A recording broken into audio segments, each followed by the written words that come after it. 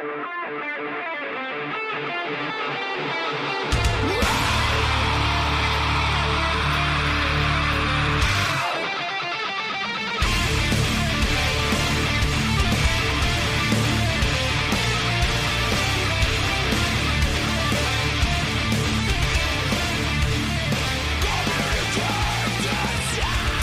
is Wednesday, February 5th, 2020, and this is episode 245 of the Defensive Security Podcast. My name is Jerry Bell, and joining me tonight, as always, is Mr. Andrew Callett.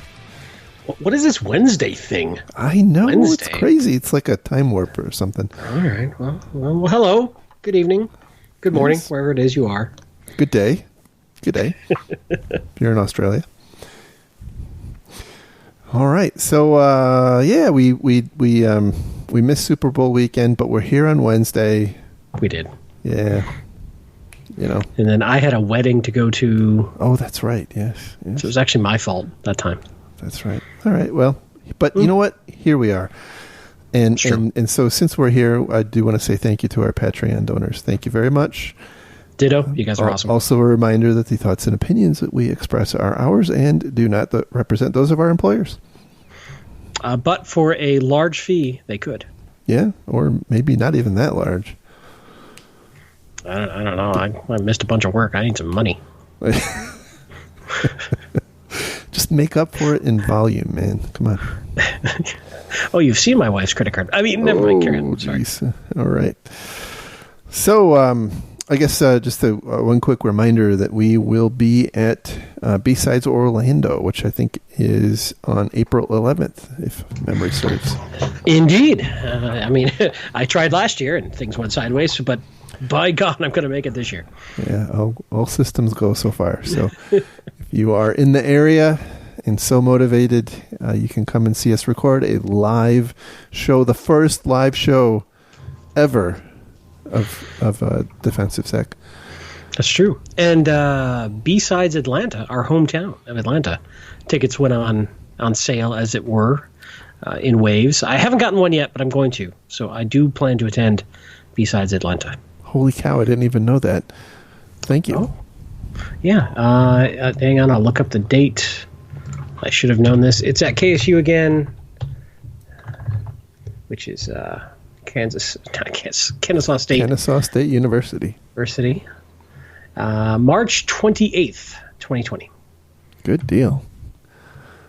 All right. So yeah, let's jump into some stories. And so I'm calling this episode the ransomware extravaganza. Just so you know. Ransomware. Yeah, right. But there's nothing going on there. Nothing at all. So our first story comes from bankinfosecurity.com. The title is Judge Rules Insurer Must Pay for Ransomware Damage. And it's a pretty interesting story. The deal here is that a company called National Ink and Stitch, which I think is a plastic surgeon that does tattoos. That was a joke, by the way. They're actually they're not. You know, I'm not an expert, but if you have to tell somebody it's a joke... I know. I'm trying, okay? Yes, you are trying. I'm trying.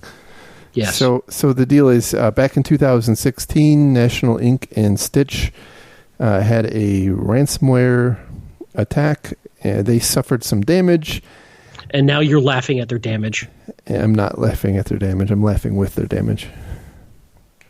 They filed a claim against their business owner's insurance. Their business owner's insurance really only covered physical loss, and it's interesting in the sequence of events. The company here tried to pay the ransom. Don't know exactly what the amount of the ransom. Then the threat actor demanded more money and ultimately did not provide the ability to decrypt the files. And so... no honor amongst that thief. Yeah. Well, that's kind of the way that you kill the whole, the whole deal, right? Yeah. If you don't believe you can get your files back, you're not going to pay. Yeah, so they so in response, they apparently loaded all of their computers up and threw them in the dumpster, and then bought new computers to replace them. And so now they are, as far as I can tell, claiming that constituted a physical loss. And as it turns out, a judge agreed. And I also find it pretty interesting, and I want to read this kind of verbatim because I thought it was pretty funny. After National Ink and Stitch paid the ransom to the attackers in Bitcoin, cybercriminals demanded further payment to refused to unencrypt the software and data. The lawsuit says the company was then forced to replace the entire computer network and install protective software, which slowed the entire infrastructure down.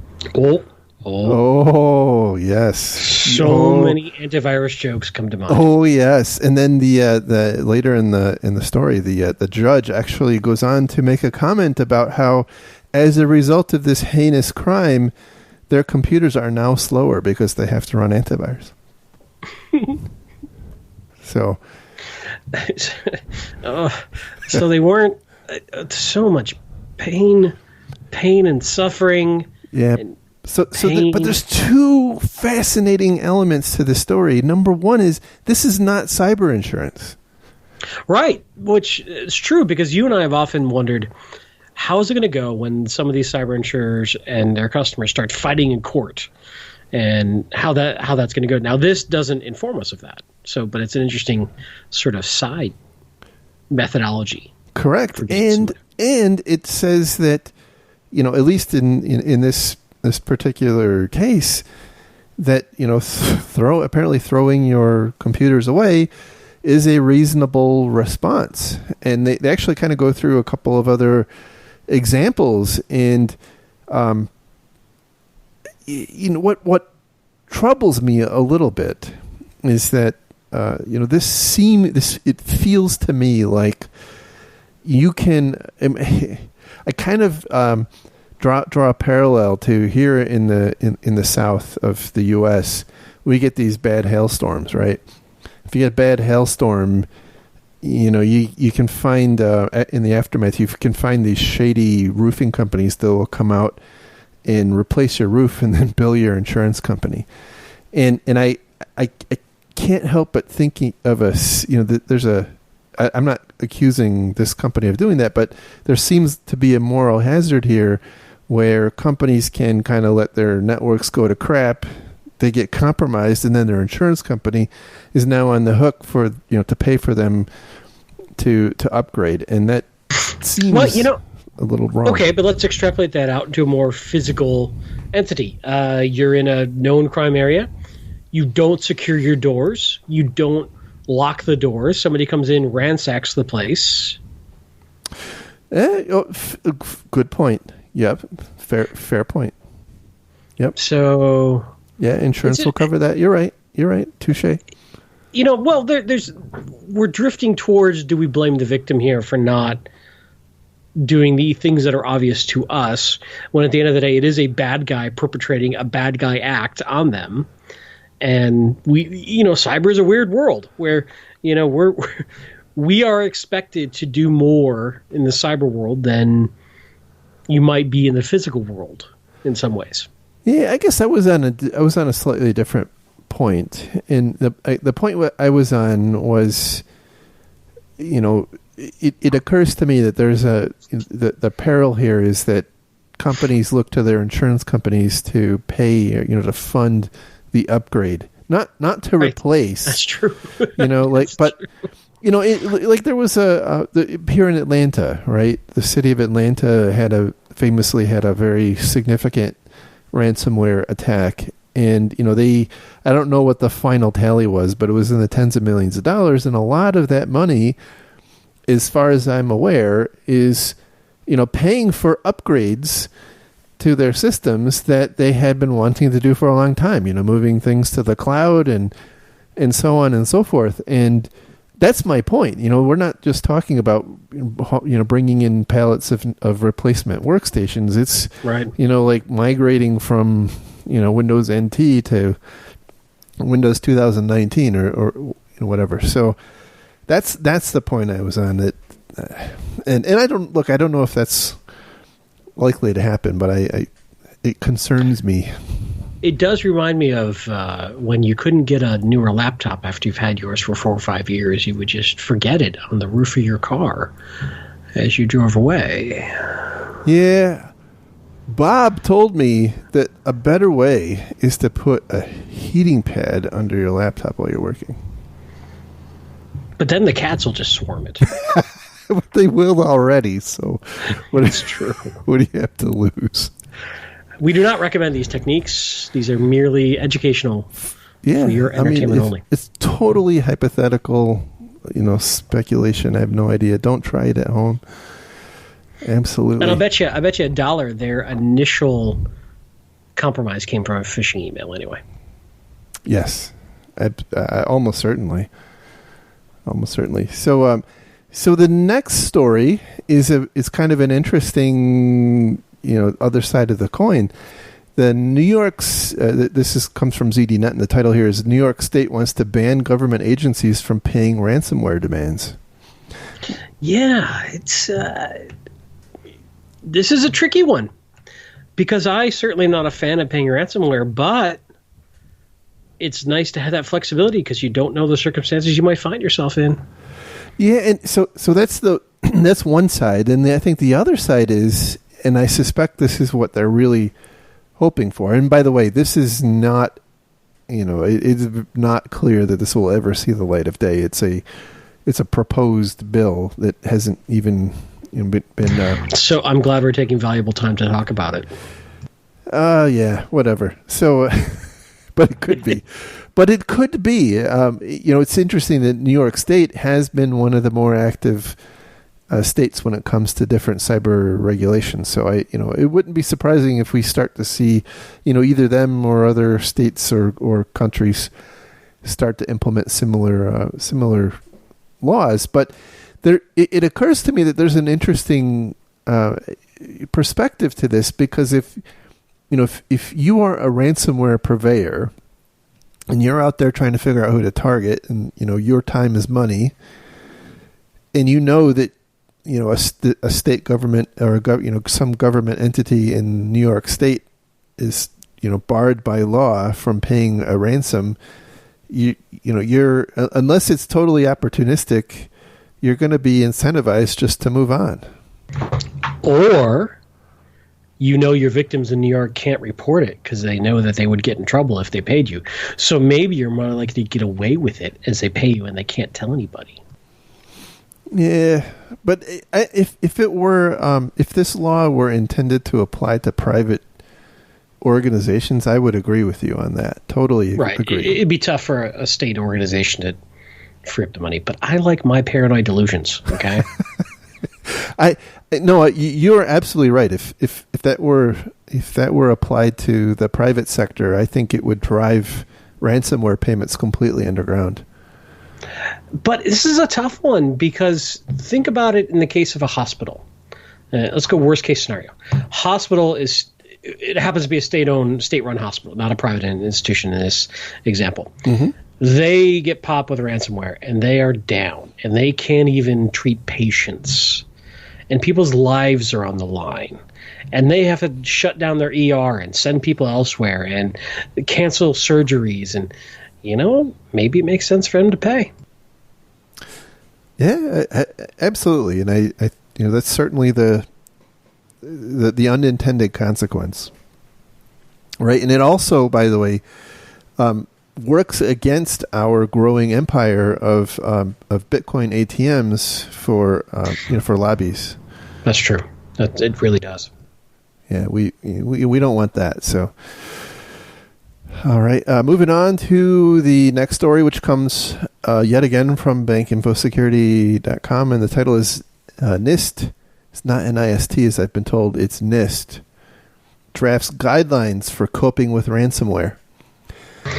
Maybe this drafts some guidelines of pronouncing their name, and you should read it.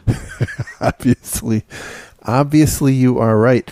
So NIST has produced two different guides, and these are draft. They're open for public comment. Public comment ends on February 26th. The two documents, one is named Data Integrity, Identifying and Protecting Assets Against Ransomware and Other Destructive Events, and the other document is Data Integrity, Detecting and Responding to Ransomware and Other Destructive Events. So the one is obviously on the preventive side, and the other is on the detective and response side.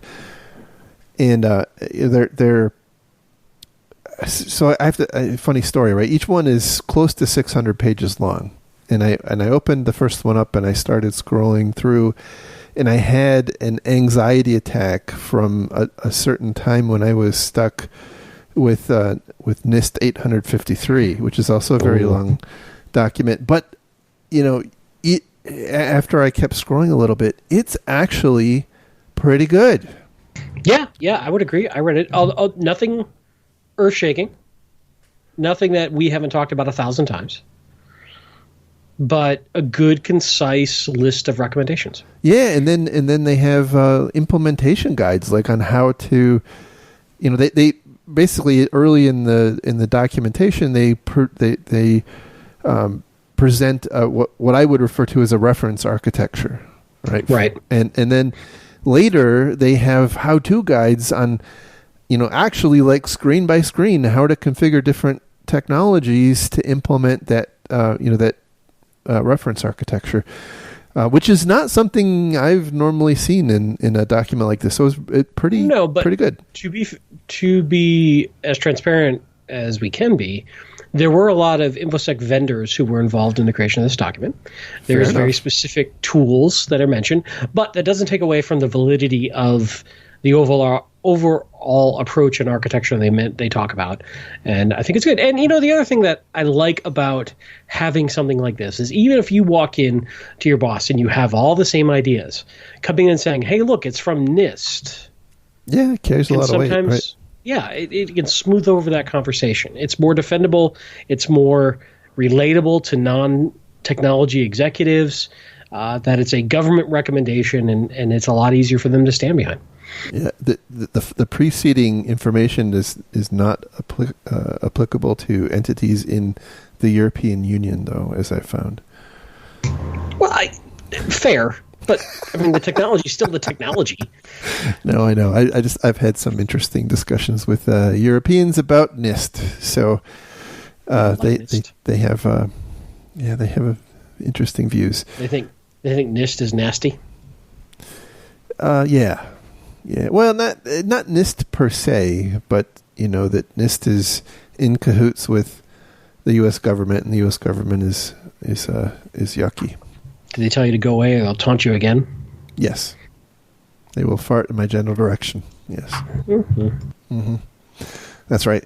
The other thing that occurred to me was, again, I haven't gone through all 1,100 pages of juicy goodness in these documents. Slacker. I know, right? I try, but sometimes I have to earn money for my family.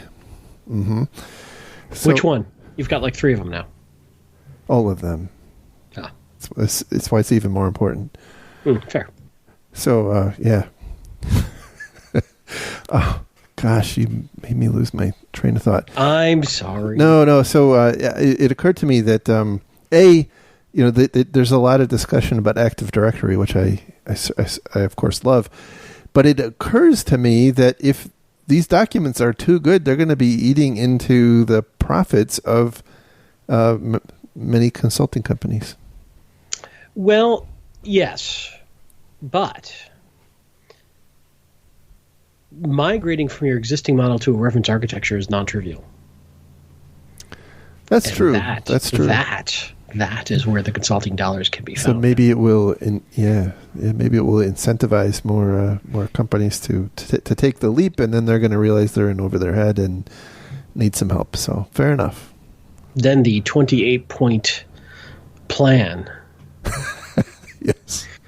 Yes, with the busload of consultants straight out of college, and a bigger busload of project managers. Sorry, look, I'm not bitter. You need at least 2 project managers per worker. So I think it's a rule. I think that's in the in the PMP training. That's what I remember from PMP training. So did anything jump out at you that you did get a chance to read that was different or worth mentioning, or is it all the typical sort of defensive stuff we always talk about? I thought it really interesting, and again, I think this may be a an artifact of the vendor participation, but there's a pretty lengthy section about using worm drives, which I didn't realize those were still a thing.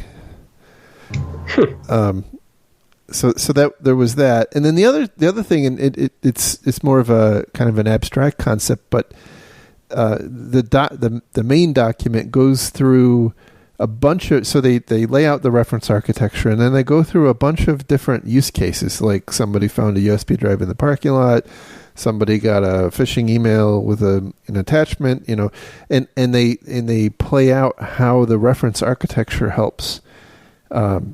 So it's a bit like MITRE's framework and how it defends against certain attacks. Yeah, very similar. You're talking about the attack framework. Yeah. Yep. Yes, but more verbose. I mean, attack, I think, is much more concise. This is like a series of narratives, which is interesting and probably useful to some people when they're trying to articulate how these how different types of attacks progress and controls can help mitigate them. So I think it would be useful for maybe a couple different purposes. Beyond that, it was very much kind of standard fare, but in in one tidy package, I guess is the way to look at it. And of course it's chock full of vendor goodness. So you gotta keep. Yeah, I want to read it more in depth, and maybe we'll revisit in future shows if there's anything specifically worth talking about and how they do the defensive alignment, because that's important too, is getting into the details.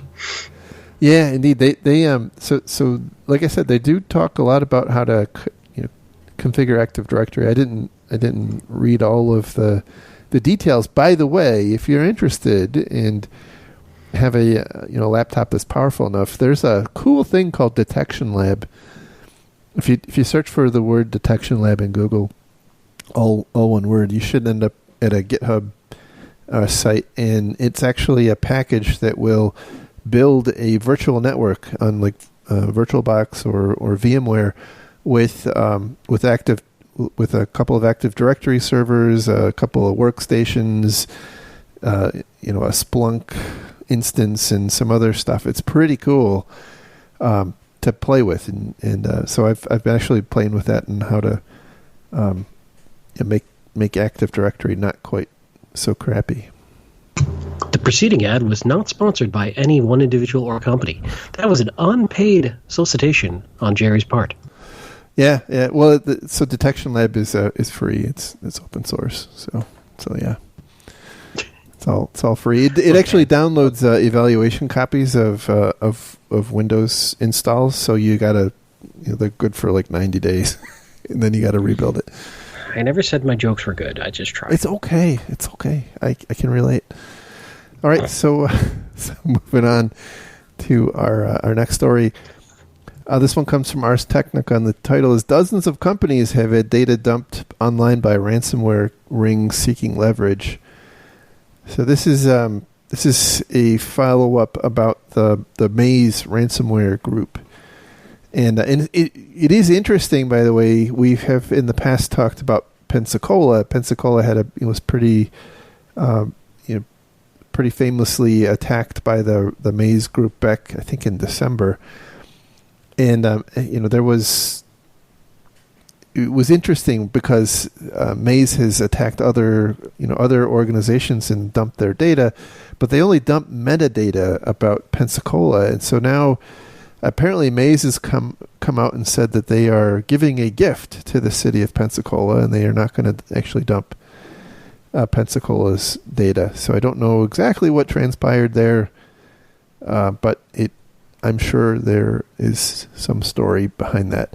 But they do the story does go on to say that that Maze has published data for at least 27 different organizations, and then also the article says that apparently, and I'm assuming it's true, none of those organizations have actually notified their customers of the data breach. So, ooh, yeah, that is a little, that kind of stings. So, they go on to point out that this is becoming more common. We talked in the past about the REvil Sodu no Kibi. There was actually another story that you sent to me, and you're probably not ready to talk about it, but that one, the title is it's Doppelpaymer, ransomware gang threatens to dump victims' data. Doppelpaymer is apparently a variant of the old BitPaymer, which was kind of running around last year and previous years. But it has apparently, there's a they actually in this article, I'll throw the link in to the show notes too. There's a link to a graphic that shows the market share of ransomware, which I guess is compiled by a company named Coveware, which I think is like the Nielsen for ransomware, which is an interesting company to work for, I guess. Don't know exactly how you get that job, but that sounds pretty cool. I didn't realize that Sodu no Kibi is more pervasive than Ryuk. I mean, that I've had a lot of dealings with Ryuk, and I've never had any personal dealings with the other one. So, kind of interesting to see the distribution. But the net point of that article, which is super long, by the way, is that many of the ransomware gangs are actually adopting this technique. And so, we, as we've talked about in the past. Yeah, we kind of predicted this when we saw it start. Look out. It's a good idea. There's no reason the other guys won't copy it. But hey, if you can't decrypt and they dump it, you kind of get it back. That, it's... I keep saying it, so they're going to stop doing this. I'm doing some reverse psychology. They're like, oh my God, he's right. We're giving their data for free. Stop it. It's like free consulting. It really is. It really is. I should start publishing my Bitcoin wallet. Yeah. Jeez. So, yeah. Realistically, in all seriousness, this gets really ugly, though, because now not only are you dealing with the ransomware, now you're dealing with a public data breach. Right. And your data going out there that you're never, ever, ever going to get out of there. I mean, once it's in the wild forever. Right. So it's almost exponentially uglier now to do these things. Yeah, and it's also becoming kind of perilous, because in the past, we've talked about in years gone by, like, do you have to disclose? If you're a healthcare organization in the U.S. and you have PHI that gets ransomwared, is that a reportable breach? The answer is yes, by the way. Right. But this makes it far more, it removes any doubt, because it's anyway the stakes are increasingly high. I wonder where it goes from here, though. I'm afraid to pontificate about that. If I had to take a guess, if I'm the bad guys, I'm going to start focusing on embarrassing information of the senior leadership team and doing personal blackmail at that point. So more more surgical blackmailing, possibly, and or M&A activity, or industrial espionage type activity. Rather than being spray and pray with this data, doing a little bit of analysis of the data, they could probably be a lot more damaging. So that's my prediction of where they go next. It's a good point. If they know what they're in, if they do some analysis to figure out what's in there, and they may be able to make very pointed threats that would make the data worth more to keep private than it would otherwise seem. That's an interesting idea. Yeah. I mean, 'cause, I should really switch to the bad guy side. I'd make a lot more money. But I mean, think of it. No. You're the chief executive, and suddenly they have evidence to expose an affair you're having. You know, you might be a little more motivated to pay them. Yeah, that's certainly true. Although in a larger company, I think that gets more difficult to do. Yeah, or hey, you're in the middle of M&A talks with another company, and they're going to leak that to your main competitor. Yeah, you know, there's all sorts of ways that they could turn the screws. Or insider trading. I mean, right. It's probably more than one way to monetize that information. So, there was another story that we didn't talk about how apparently somebody who had been hacking Nintendo for a number of years was finally arrested. Pretty fascinating story, but it's not exactly the same. He wasn't ransomwaring Nintendo, but it was certainly an example of a threat actor, extracting data for personal gain. Right. But by the way, that story was pretty crazy because the FBI actually several years ago apparently went to this guy's house and said, "You know what? We know you're hacking Nintendo. Please stop." Okay. And then he didn't. And then it's rare that you'll get a please stop from the feds for stop. And then they arrested him and found child porn on his computer. Oh, see. Oh, yeah. It's never good. Oh, God. Criminals sometimes are real idiots. Yeah, there's a special level of hell for the child porn guys. Oh, yeah. Anyway, they tend to cluster in that regard. So, anyhow, that is the slate of stories for today. Anything else that you would like to cover, Mr. Callett? Not that immediately comes to mind. I'm still kind of getting back in the swing of things, so I'm not as aggressive in my data gathering. But next couple of weeks, short story long, I'm doing great, and health is great, and I'm working, but it's funny how it takes a little time to ramp up. So I don't have too much more to add just yet, but I will. I can only imagine. I mean, I know what it's like after a long vacation. Jeez, it can feel like impossible to get back into the groove. So I'm sure you're. Well, yeah, and I don't want to disclose anything confidential about the workplace, but it's an interesting experience. I'll put it that way, and I appreciate my employer for keeping me on and allowing me to come back and working with me through a really crazy situation. Yeah, that is good. Aside from that, no. Thanks again to our Patreon donors. I know we don't say that enough, and we're going to be pretty active, I think, at some conferences this year. So hopefully, we'll get to see some people in person. Absolutely. All right. Well, everyone, have a great week. We'll talk again soon. Take care. Take care. Bye. Bye.